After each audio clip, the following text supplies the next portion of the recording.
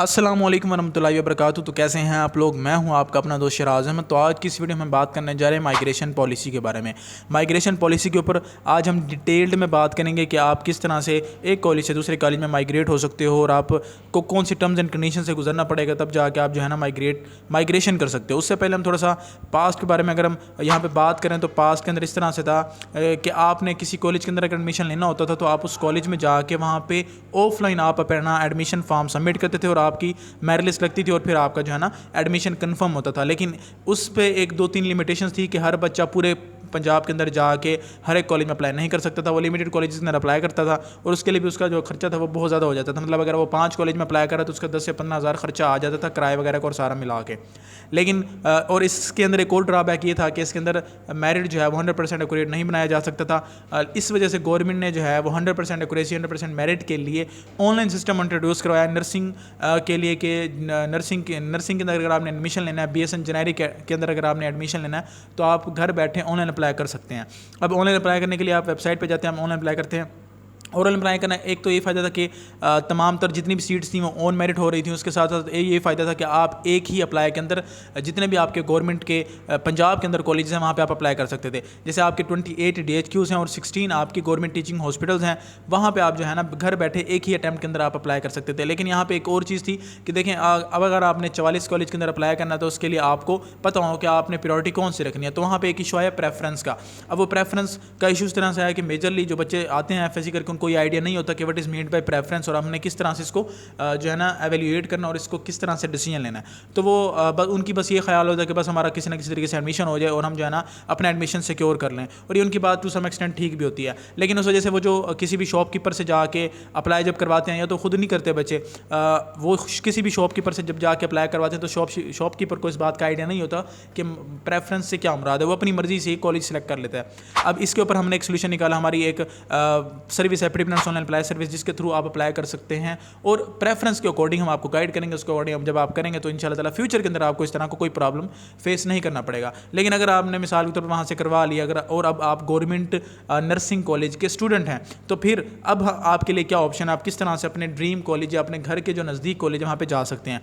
तो गवर्नमेंट की तरफ से government of specialised health care और ये सारी जो हमारी जो PNC है उसकी तरफ से हमें एक माइग्रेशन की पॉलिसी इंट्रोड्यूस करवाई गई है, जिसमें कंप्लीट आपको गाइड किया गया कि माइग्रेशन आप किस तरह से करवा सकते हैं और उसका क्या क्या क्राइटेरिया है और किस तरह से जो है ना आप उसके अंदर अपने ड्रीम कॉलेज तक जा सकते हो। ठीक है, तो आज की इस वीडियो में बात करने जा रहे हैं माइग्रेशन पॉलिसी के बारे में, जो कि स्पेशलाइज्ड हेल्थ केयर की तरफ से हमें इशू की गई है। और उसमें हम कंप्लीट आपको गाइड करेंगे कि आपने किस तरह से अपनी माइग्रेशन करवानी है। सबसे पहले तो यहाँ पे आपने वीडियो के एक एक पॉइंट को बहुत ही अच्छे से सुन लेना, गौर से सुन लेना, ताकि अगर आप माइग्रेशन करवाना चाहते हैं, माइग्रेशन से मुराद ये है कि आप अपने एक कॉलेज को छोड़ के दूसरे किसी कॉलेज में जाना चाहते हैं, उसके क्या रूल्स हैं और किस तरह से होता है। सबसे पहले आपने याद रखना है what is meant by accepting college. अब एक्सेप्टिंग कॉलेज से मुराद वो कॉलेज है जहाँ आप जा रहे हैं, और पेरेंट कॉलेज से मुराद वो कॉलेज है जहाँ आप उस टाइम मौजूद हैं जिस टाइम आप माइग्रेशन के लिए एप्लीकेशन दे रहे हैं। ठीक है, आपने याद रखना एक्सेप्टिंग कॉलेज से मुराद वो है कि जहाँ आप जा रहे हैं, पेरेंट कॉलेज से मुराद वो है जहाँ पर आप पहले से मौजूद हैं। और ट्रांसक्रिप्ट से मुराद ये होता है कि आपके जितने भी आपके मार्क्स हैं, आपके जितने भी स्टडी आवर्स हैं, आपके जितने भी लेक्चर्स हैं, ये सारी जो चीज़ें हैं ना वो आपकी ट्रांसक्रिप्ट के अंदर वो सारी चीज़ें आ जाएंगी। उसके बाद जो है ना आपकी एफिलिएशन जो है जिस यूनिवर्सिटी से है वो उसका भी आपको मतलब वहाँ से भी आपको अलाउ होता है, और वहाँ पे जो है ना आप वहाँ से उससे जहाँ से आपकी डिग्री अलाउ होती है वो भी गवर्नमेंट की होनी चाहिए। अब यहाँ पर एक चीज़ आपने नोट करनी है कि जो भी माइग्रेशन का प्रोसेस है ये सारा पब्लिक नर्सिंग कॉलेज के लिए, पब्लिक नर्सिंग से मुराद ये है कि जो गवर्नमेंट के कॉलेज है जहाँ पर नर्सिंग फ्री करवाई जाती है वहाँ के जो स्टूडेंट्स हैं वो माइग्रेशन पॉलिसी को यूज़ कर सकते हैं। प्राइवेट नर्सिंग कॉलेज के अंदर जो बच्चे पढ़ रहे हैं वो इस माइग्रेशन पॉलिसी को यूज़ नहीं कर सकते, क्योंकि उनका एज इट कोई नहीं होता कि वो एक ही अटैम्प्ट में बैठ के सारे प्राइवेट के अंदर अप्लाई करते हैं। हर कॉलेज जो है ना वो खुद ही अप्लाई करवाता है, अपनी वेबसाइट के थ्रू ऑफलाइन अप्लाई करवाता है, कोई ऑनलाइन अप्लाई करता है, वो अपने ऑन के ऊपर करवाते होते हैं। ठीक है, अभी प्राइवेट नर्सिंग कॉलेज का कोई इस तरह का वो नहीं बना कि वो जो है ना एक ही अटैम्प्ट में करवा लें, लेकिन इसीलिए माइग्रेशन पॉलिसी जो है ना जस्ट गवर्नमेंट नर्सिंग कॉलेज के लिए है, मतलब पब्लिक सेक्टर वाले जो कॉलेज हैं वहाँ पे माइग्रेशन पॉलिसी जो है ना वो एप्लीकेबल है। ठीक है, मैंने आपको एक्सेप्टिंग कॉलेज बता दिया, ट्रांसपेरेंट कॉलेज बता दिया, आपको ट्रांसक्रिप्ट बता दिया, पेरेंट कॉलेज बता दिया, आपको यूनिवर्सिटी वगैरह के बारे में बता दिया। अब यहाँ पे हम थोड़े से रूल्स को आपको बता देते हैं कि कौन से ऐसे रूल्स हैं जिसके अकॉर्डिंग आप जो है ना अपनी माइग्रेशन को कंफर्म कर सकते हो। सबसे पहले माइग्रेशन की जो अगर आप देखो ना तो माइग्रेशन उन स्टूडेंट्स की होगी जो कि उस यूनिवर्सिटी से पढ़ते हों जो कि PNC से एफिलिएटेड हो या रिकॉग्नाइज्ड हो। ठीक है, आपका कॉलेज कोई भी है वो PNC से रिकॉग्नाइज्ड है और किसी भी मेडिकल यूनिवर्सिटी के साथ, पब्लिक मेडिकल यूनिवर्सिटी के साथ वो एफिलिएटेड है। अब यहाँ पे कैसे, मैं आपको एग्जांपल देता हूँ, जैसे समझाने के लिए बात कर रहा हूँ कि यूनिवर्सिटी का पब्लिक सेक्टर होना ज़रूरी है। यूनिवर्सिटी का ये ज़रूरी नहीं होना कि आप UHS के अंडर हो तो UHS के अंडर जो कॉलेज है वहाँ पे आप जा सकते हो, ऐसा नहीं है। आप निस्तर मेडिकल यूनिवर्सिटी से आप फातिमा जिन्ना मेडिकल यूनिवर्सिटी के एफिलिएटेड कॉलेज में भी जा सकते हो और फातिमा जिन्ना मेडिकल यूनिवर्सिटी के एफिलिएटेड कॉलेज से आप UHS के कोई एफिलिएटेड कॉलेज में भी जा सकते हो। मीन्स कि आपकी यूनिवर्सिटी का पब्लिक होना लाजमी है। ठीक हो गया। अब उसके बाद हमारा दूसरा रूल ये है कि दूसरे रूल की अगर हम बात करें, दूसरा रूल ये है कि माइग्रेशन जो है ना वो आप कर सकते हो दूसरे साल से चौथे साल के दरमियान। मीन्स कि आपने माइग्रेशन अगर करनी है, आप फर्स्ट ईयर के अंदर माइग्रेशन नहीं कर सकते। फर्स्ट ईयर के अंदर आप उस जिस यूनिवर्सिटी के अंदर आपका एडमिशन हुआ है, जैसे UHS के अंदर हुआ है, फातिमा जिन्ना मेडिकल यूनिवर्सिटी के अंदर हुआ है, किंग एडवर्ड मेडिकल यूनिवर्सिटी के अंदर हुआ है या निस्तर मेडिकल यूनिवर्सिटी के अंदर आपका एडमिशन हुआ है, तो आप फर्स्ट ईयर वहाँ पे पढ़ोगे।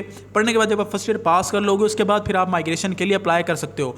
माइग्रेशन के अप्लाई करने के लिए आप सेकंड ईयर में होने चाहिए, थर्ड ईयर में होने चाहिए या फोर्थ ईयर में होने चाहिए। आप जिस भी कॉलेज में हो तो जिस भी ईयर में हो आप अप्लाई कर सकते हो। फोर्थ ईयर में तो अल्टीमेटली आप नहीं करोगे, जिस कॉलेज में आप होगे वहीं पढ़ोगे, लेकिन थर्ड और फोर्थ, सेकंड और थर्ड के अंदर मेजरली आपकी जो माइग्रेशन है वो देखी जाएगी।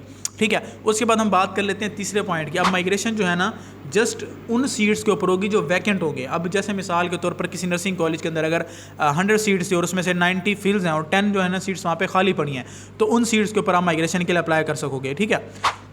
चौथा हमारा पॉइंट ये है कि कोई भी कॉलेज जहाँ पे आप जाना चाह रहे हो उस कॉलेज के अंदर एक तो वो स्टूडेंट्स होंगे जिन्होंने मेरिट लिस्ट के अंदर आए, कुछ ऐसे स्टूडेंट्स होंगे जो माइग्रेट हो गए हैं और कुछ ऐसे कुछ स्टूडेंट्स होंगे जो उस कॉलेज से नेक्स्ट किसी कॉलेज में अपग्रेड हो गए फर्स्ट ईयर के अंदर या वहाँ से डिटेन हो गए, वहाँ से मतलब उन्होंने छोड़ दिया। तो ये सारा सम अप करके जितने भी आपकी सीट्स बाकी बचेंगी आप उन सीट्स के ऊपर जाना वो अप्लाई कर सकते हो। ठीक है। उसके बाद ये है कि माइग्रेशन जो है ना आप किसी और कॉलेज के अंदर जो बनाओगे वो सेम लेवल पर आपकी होगी माइग्रेशन। मतलब अगर आप सेकेंड ईयर में हो यहाँ पे किसी कॉलेज में और फिर आप दूसरे कॉलेज में जाते हो फिर वहाँ पे भी आप सेकेंड ईयर के अंदर भी होगे। ठीक है। उसके अलावा हमारा 6th पॉइंट ये है कि जो कोई भी ऐसा कॉलेज ये राइट नहीं रखता कि वो स्टूडेंट को ज़बरदस्ती कहे कि आप जो है ना कॉलेज लीव नहीं कर सकते।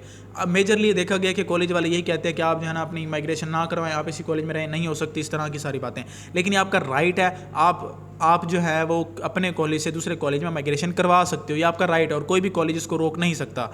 आपकी जब माइग्रेशन हो जाएगी, माइग्रेशन होने के बाद आपके पास 7 दिन का वक्त होगा, आप 7 दिन के अंदर अंदर उस कॉलेज के अंदर जाके अपने आप को ज्वाइन करवा लोगे। मतलब वहाँ पे आपने ज्वाइनिंग दे देनी है। अगर आपने किसी भी रीज़न की वजह से वहाँ पे ज्वाइनिंग नहीं दी 7 दिन के अंदर अंदर, तो फिर जो नेक्स्ट मेरिट के ऊपर एप्लीकेंट होगा जिसने अप्लाई किया होगा माइग्रेशन के लिए, तो फिर उसको वो जो है वैकेंसी दे दी जाएगी। और उसके अलावा 8वां पॉइंट हमारा ये है कि अगर आपको कोई इस चीज़ में इशू हो रहा हो, आपको डिसीजन जो आपका माइग्रेशन के लिए लिया गया आपको लग रहा हो कि वो मेरे लिए नहीं ठीक, या आपको कोई भी उसमें कोई मसला हो, तो आप जो है ना 15 दिन के अंदर अंदर स्पेशलाइज्ड हेल्थ केयर और मेडिकल डिपार्टमेंट के अंदर आप जो है ना वो एक आप अपना जो है ना एप्लीकेशन दायर कर सकते हो, एक अपील दायर कर सकते हो कि हमारे साथ इस तरह से हो रहा है, और फिर वो कमेटी जो है ना 7 दिन के अंदर अंदर आपके उस मसले को सोल्व करने की कोशिश करेगी।